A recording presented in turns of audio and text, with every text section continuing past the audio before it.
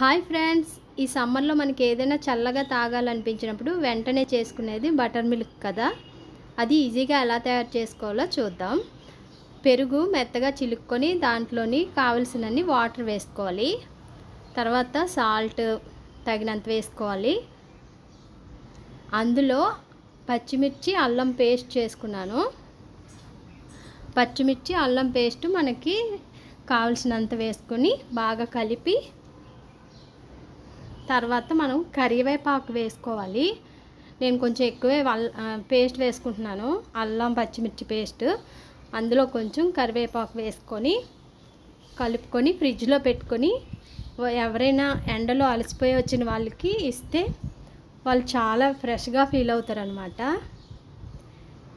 ఈ వీడియో కనుక మీకు నచ్చినట్లయితే like and subscribe to my channel. Bye friends, like చేయడం మర్చిపోకండి.